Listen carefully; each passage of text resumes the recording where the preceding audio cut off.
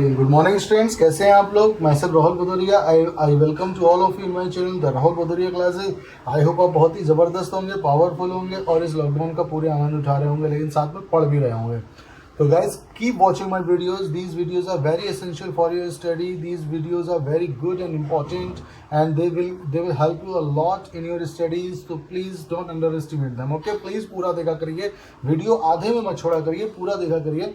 और जब मैं अपने वीडियो को पुराने में देख रहा था तो मेरी नज़र में एक चीज़ आई, जो हमने लास्ट कल आपको एनसीईआरटी कुछ न्यूमेरिकल्स मैंने दिए थे, कराए थे, लगभग 9 न्यूमेरिकल कराए थे एक्सरसाइज से रिलेटेड। लेकिन one thing that I completely miss जब भी अभी मैंने उन वीडियोस को देखा, और वो था alternating current circuit dynamo generator.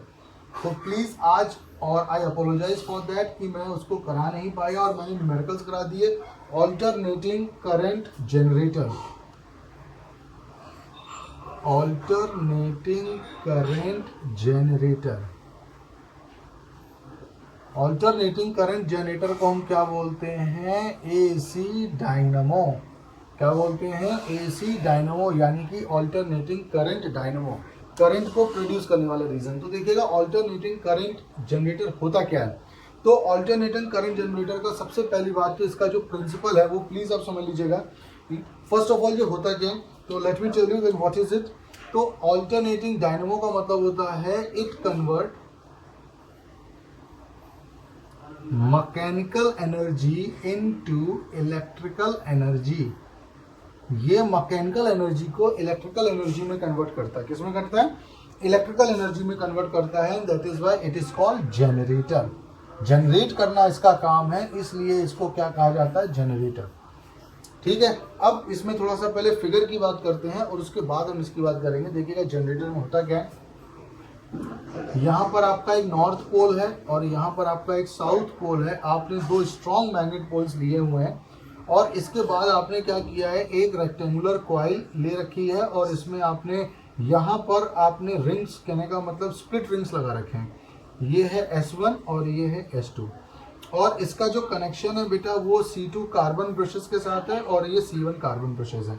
और इनका कनेक्शन आपने ले जाके किससे कर दिया है? एक सपोज आपने कर दिया है, या फिर आप इसको आगे ले जाओ, आपने इसका कनेक्शन कर दिया है बल्ब के साथ। Even it could be a galvanometer. Even यहाँ तक वो आपका क्या हो सकता है? गैल्वेनोमीटर भी हो सकता है। C1 C2 कार्बन ब्रशेस हैं, आप इसको B1 B2 से भी ले सकते हो, डजंट मैटर। तो इसका जो नेम है बेटा वो ABCD एक रेक्टेंगुलर कॉइल है जिसमें lot of turns are there. Suppose n turns है इसमें, ठीक है, n टर्न्स इसमें दिए गए और ये इसमें direction of current, direction of flow आपको बेसिकली दिखाने की कोशिश किया है। इस तरीके से इसमें डायरेक्शन आपका जा रहा है, तो यहाँ ये और इधर ये रिटर्न हो रहा है। ठीक है, हुआ क्या, आपने इसको क्लॉक, मतलब कि आपने इसको देखिए इस तरीके से रखा हुआ, अब ये घूमेगा, बेसिकली एंटी क्लॉकवाइज घूमता है। आप इसको एंटी क्लॉकवाइज घुमाओगे और ये मैग्नेट के साथ बड़ी तेजी से उस डायरेक्शन में, फर्स्ट हाफ के लिए एंटी क्लॉकवाइज, सेकंड हाफ के लिए क्लॉकवाइज डायरेक्शन ऑफ करंट इसमें जाएगी और तेजी के साथ, मैकेनिकल एनर्जी के साथ ये बहुत तेजी से घूमता है। और जब ये बहुत तेजी से घूमता है तो ये मैकेनिकल एनर्जी को कन्वर्ट कराता है इलेक्ट्रिकल एनर्जी में। ये तो शायद हमने पढ़ा होगा, लेकिन बिकॉज अब हम इसको किस में पढ़ रहे हैं? इंड्यूस्ड ईएमएफ में। और हमको मालूम है आज की डेट में मैग्नेटिक फील्ड के बीच में कोई कॉइल रखी हुई है और वो कॉइल करंट प्रोड्यूस कर रही है, तो that current will be induced current होगा। किस तरीके से काम करते हैं, चलिए आज हम इसको देखते हैं। First of all let me tell you, जैसे यहाँ पर एक यूनिफॉर्म मैग्नेटिक फील्ड है, ठीक है ना, तो ये यूनिफॉर्म मैग्नेटिक फील्ड लाइंस जा रही है नॉर्थ पोल से साउथ पोल की तरफ। याद रखिएगा ये दोनों अलग अलग मैग्नेट के पोल्स हैं, सिंगल मैग्नेट के पोल्स नहीं है। अगर सिंगल होते तो इस तरीके से ना जाते, ऊपर से जाते। तो आप ये कह सकते हो कि ये यहाँ पर north to south field lines जा रही हैं। अब डिपेंड करता है कि ये जो हमारा कॉइल था इसकी वेरियस पोजिशंस पे, लाइक सपोज ये इस तरीके से रखा हुआ है, मैग्नेटिक फील्ड ये जा रहा है तो इसका एरिया वेक्टर अपवर्ड है, ठीक है ना। तो number of magnetic field line जो इस सिचुएशन में इसको क्रॉस कर रही है वो डिफरेंट होंगी। और जैसे जैसे ये नीचे, जैसे जैसे ये एंटी क्लॉकवाइज घूमेगा, पोर्शन चेंज होता चला जाएगा, तो क्या हो जाएगा? फील्ड लाइंस और ज्यादा इसको क्रॉस करेंगे और फिर वही आ जाएंगे। और लगातार फर्स्ट हाफ सेकंड हाफ के लिए क्लॉकवाइज एंटी क्लॉकवाइज जब तेजी से घूमता है बेटा, तो लगातार इसमें जो फील्ड लाइन इसको क्रॉस कर रही होती है वो चेंज होती हैं। और जब फील्ड लाइन इस पे पास होने वाली चेंज होती है तो इसमें फ्लक्स प्रोड्यूस होता है। क्या प्रोड्यूस होता है?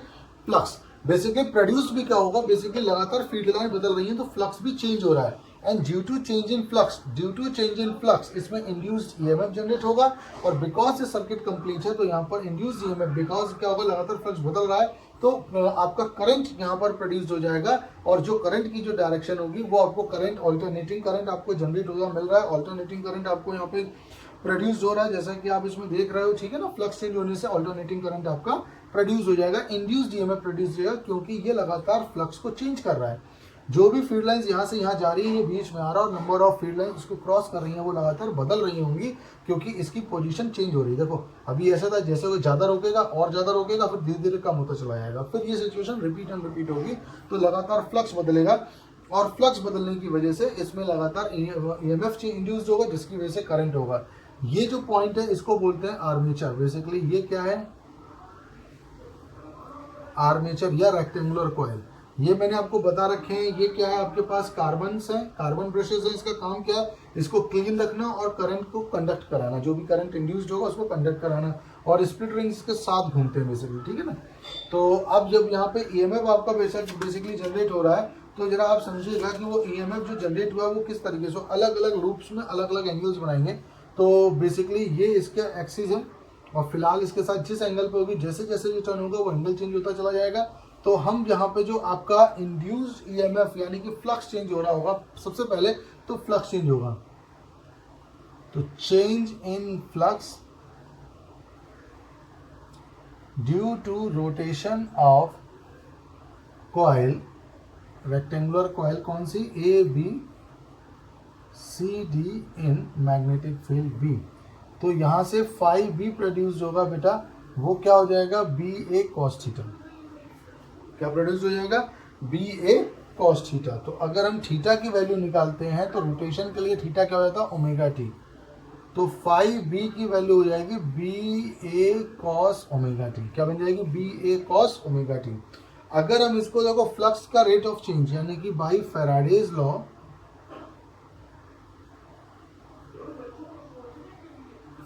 बाई फैराडेज लॉ अगर हम इसको टाइम के साथ डिफरेंशिएट कर देंगे dv अपॉन dt, तो बेटा ये आ जाएगा d अपॉन dt बी ए कॉस ओमेगा टी। बी ए तो बाहर आ जाएगा, कॉस का हो जाएगा माइनस साइन ओमेगा टी, और ओमेगा टी से क्या आ गया, ओमेगा, और इसमें नंबर ऑफ टर्न्स बेटा n थे, वो भी मैं यूज कर रहा हूँ, तो ये बन जाएगा B A omega sine omega t, B A omega sine omega t. तो ये चीज आपके सामने आ जाएगी, और ये आपके लिए क्या आ रहा होगा, ई। तो ई आप क्या आ रहा है, फॉर एन टर्न्स, क्योंकि हमने कितने टर्न्स लेके चले थे, एन। तो उस केस में जो इंड्यूस्ड ईएमएफ आएगा वो आएगा माइनस का N B A omega cos omega t. N B A omega क्या बन जाएगा, sorry sine omega t, sine लिखा ना, कॉस कहाँ से आगे लिख दिया, तो ये बन जाएगा साइन ओमेगा टी। तो ये आपको ईएमएफ मिल रहा है। नेगेटिव साइन सिर्फ और सिर्फ डायरेक्शन को दिखाएंगे, ना कि मैग्नीट्यूड को, तो उसको लेकर प्लीज डोंट गेट कंफ्यूज्ड, ठीक है। नेगेटिव साइन को लेकर किसी भी तरीके का कंफ्यूज ना होइएगा, मैग्नीट्यूड आपका पॉजिटिव ही रहेगा।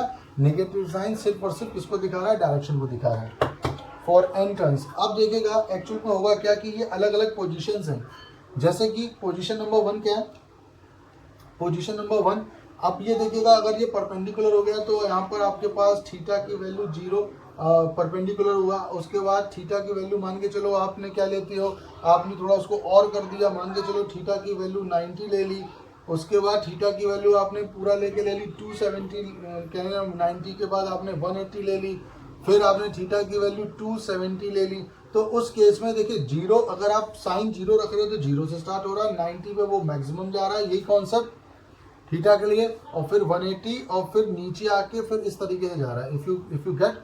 तो ये एक ऑल्टरनेटिंग करंट को फॉर्म कर रहा है, तो बेसिकली ईएमएफ ऑल्टरनेटिंग नेचर को दिखा रहा है, क्योंकि ये साइन फंक्शन को फॉलो कर रहा है, तो this is showing an alternating EMF. तो यहाँ पर मैक्सिमम किस पे मिलेगा, ऑब्वियस बात है 90 पर 270 पर, लेकिन पॉजिटिव डायरेक्शन में, तो हम ले लेंगे मैक्सिमम ईएमएफ। तो ये बन जाएगा एन बी ए ओमेगा, जब थीटा हमारा क्या हो जाएगा 90, और वैसे भी साइन 90 पर आपको चीजें क्या मिलती है, मैक्सिमम मिलती हैं।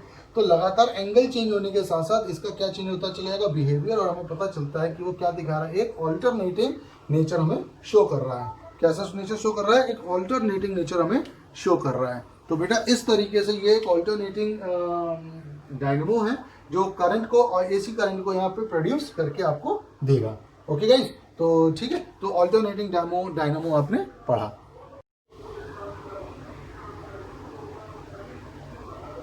चलिए गाइस, एक क्वेश्चन है, बहुत इंपॉर्टेंट क्वेश्चन है, 2016 और 2013 में आया हुआ ये, पूरे 3 मार्क्स का। एक 100 टन्स रेक्टेंगुलर कॉइल है जिसका 0.20 मीटर और 0.10 मीटर इसका एरिया है, लेंथ और ब्रेथ, ठीक है ना। रोटेट करती है, यानी कि सबसे पहले एन आपको दिया गया है 100, कितना दिया गया है 100, एन आपके पास है 100, और आपके पास जो इसका एरिया आ जाएगा बेसिकली 0.20 और 10 आ जाएगा। रोटेट यानी कि मैग्नेटिक फील्ड दिया गया है 0.003 टेस्ला, यानी कि वेबर पर metre square tesla, with frequency omega जो दिया गया है वो 1200 रोटेशन पर मिनट। तो 1200 रोटेशन पर मिनट, तो 1 मिनट में कितना हो जाएगा, एक पूरा रोटेशन का एंगल बनेगा 2 पाई, और सेकंड में कन्वर्ट कर लेते हैं 0, तो ये बन जाएगा 20, तो ये आ जाएगा 40 पाई रेडियन पर सेकेंड। तो एंगुलर फ्रीक्वेंसी क्या हो जाएगी 40 पाई रेडियन पर सेकेंड। पाई की वैल्यू आप चाहो तो पुट कर सकते हो 3.14, तो फिलहाल यही रहने देते हैं, ओमेगा आ चुका है। तो राइट नाउ हमें निकालना क्या है, maximum value of induced EMF. तो मैक्सिमम वैल्यू, तो पहला ये था मैक्सिमम वैल्यू,